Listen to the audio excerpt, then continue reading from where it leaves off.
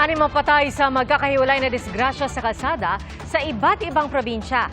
At isa na po riyan ang pagsalpok ng minivan sa dump truck sa Sultan Kudarat matapos umanong makatulog ang driver ng minivan. Saksi, si John Sala ng GMA Regional TV.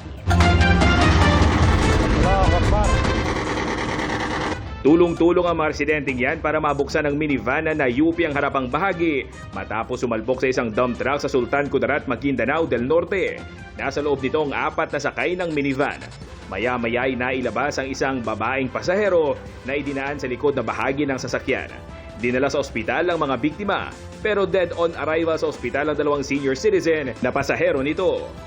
Base sa inisyal na investigasyon, napunta sa kabilang lane ng National Highway ang minivan. Going Cotabato po itong minivan, sa opposite direction naman pong dump truck. So nagkaroon po sila ng head-to-head collision at base sa initial findings ng ating mga investigators, nakatulog umano yung driver.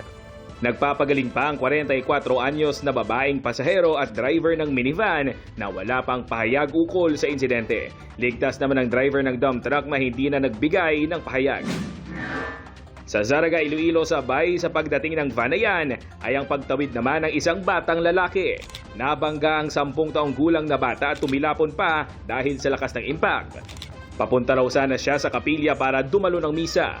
Tapos ang bako na rin, di anay magtabok. Kay may van, tapos may nagpaypay siya, way ko kabalo kung sinoto. Tapos pagdalaga niya, ito nabungguan sa. Maayos na ang lagay ng biktima pero nagtamo siya ng sugat sa ulo at bali sa binti. Ayon sa pulisya, nagkaareglo ng pamilya ng biktima at driver ng van na nakalabas na mula sa pagkaditine. Patay naman ang isang lalaki matapos magulungan ng dump truck sa Cebu City. Base sa salaysay ng truck driver, binabaybay niya ang kalsada nang mapansin na parang may nagulungan sila. Inihinto niya ang truck at nang inspeksyonin, doon na raw niya nakita ang biktima na nakahandusay. Di kalayuan sa likod ang bahagi ng truck. Hawak ng pulisya ang driver na posibleng maharap sa reklamong reckless imprudence resulting in homicide. Yuping-yupi naman ang likod ng bahagi ng isang tricycle sa barangay San Pablo sa Santo Domingo, Ilocos Sur. Sa kuha ng CCTV, kitang nakahinto sa kalsada ang tricycle. Pag U-turn nito, sumalpok ito sa paparating na pampasaherong bus na nasa kabilang lane.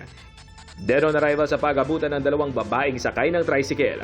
Patay rin ang tricycle driver habang ginagamot sa ospital.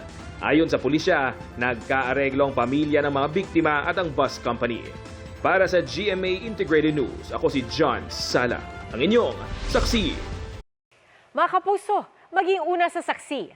Mag-subscribe sa GMA Integrated News sa YouTube para sa iba't ibang balita.